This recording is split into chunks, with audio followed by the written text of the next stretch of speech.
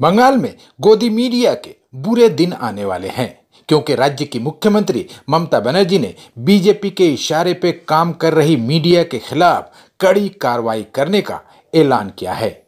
पश्चिम बंगाल की मुख्यमंत्री ममता बनर्जी आज मुंबई के लिए रवाना हुई, जहां वो मुकेश अंबानी के बेटे की शादी में शरीक होंगी। इसके अलावा ममता बनर्जी मुंबई में शरद पवार, उद्धव ठाकरे और अखिलेश यादव से भी मुलाकात करेंगी। मुंबई रवाना होते वक्त मीडिया से बात करते हुए ममता बनर्जी ने कहा कि मीडिया बीजेपी के इशारे पे काम कर रहा है। इसके लिए बीजेपी उन्हें पैसे दे रही है। बीजेपी के इशारे पर मीडिया झूठी और एक तरफा खबरें चला रहा है। ममता बनर्जी ने कहा कि वो मीडिया से अपील करती हैं कि वो बीजेपी के इशारे पर एक तरफा खबर ना दिखाए। मुख्यमंत्री ने कहा कि अगर मीडिया उनकी अपील मान लेता है तो ठीक है, वरना वो झूठी और एक तरफा खबर चलाने वालों के खिलाफ कड़ी कानूनी कार्रवाई करेगी। না, আমি একটু মুম্বাই যাচ্ছি কারণ আপনারা জানেন মুকেশের ছেলের বিয়ে এবং আমাকে বারবার আমন্ত্রণ জানিয়েছেন ওরা, যেহেতু বিশ্ব বাংলায় বারবার মুকেশজি আসেন বাংলার ডাকে আমন্ত্রণে, তাই সবাই যাচ্ছে। বাট আমি হয়তো যেতে পারতাম না, কিন্তু এতবার করে আমন্ত্রণ জানিয়েছেন যে একেবারে ছেলে থেকে শুরু করে নেতাজি থেকে শুরু করে মুম্বাই মুকেশজি থেকে শুরু করে বারবার, সেই জন্যই আমি যাচ্ছি।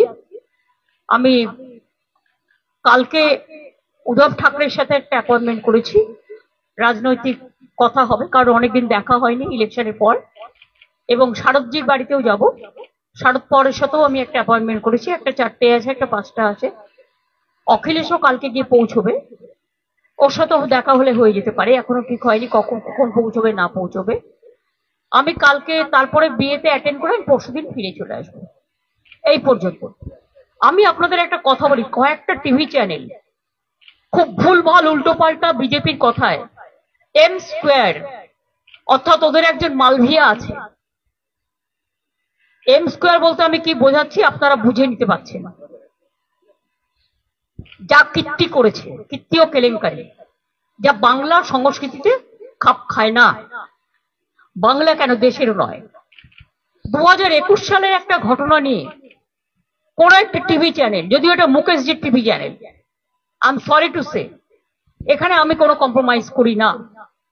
21 সালের ঘটনা নিয়ে আমার ইলেকশন ড্যামেজ করবার জন্য গত 72 ঘন্টা ধরে একতরফা ভাবে একই নিউজ দেখিয়ে গেছেন, অথচ সেই সময়টা অর্জুন সিং ওখানকার এমপি ছিলেন এবং যারা করেছিল তারা কিন্তু অ্যারেস্ট হয়ে এখনো জেলে আছে। যেমন আমি আজকে একটা ঘটনা দেখলাম ভাইরাল করছে, রানীবাদে একজন মারা গেছে, সব মৃত্যুই দুর্ভাগ্যজনক। আমি খোঁজ নিয়েছি, নিয়ে জানতে পারলাম ওটা একটা ফ্যামিলি ম্যাটার, পার্সোনাল এনিমিটি, সেটাকেও ইট ইজ নাথিং পলিটিক্যাল। তাও পুলিশ যে অ্যাকশন নেয়, পুলিশ অ্যাকশন নেবে, এটা পুলিশের ডিউটি।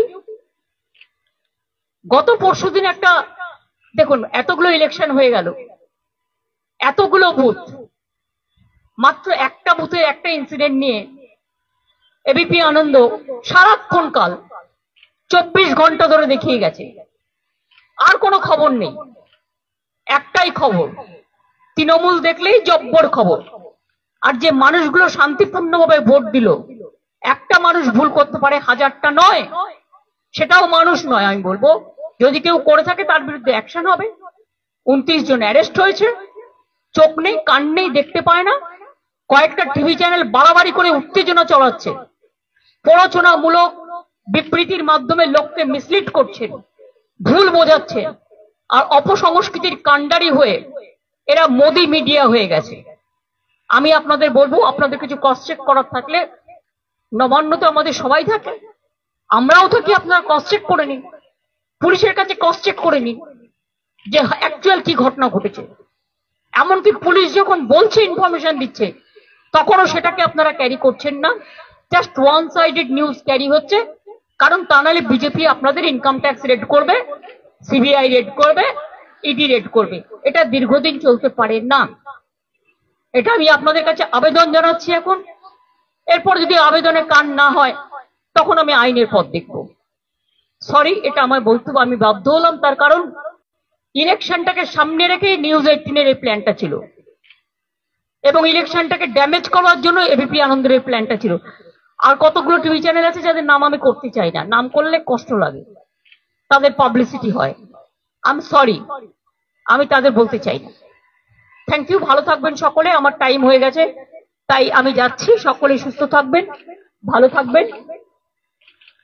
আমি চাই উল্টোরথ এবং মহরম সবকিছু শান্তিপূর্ণভাবে হোক, যাতে কোনো অসুবিধে না হয়।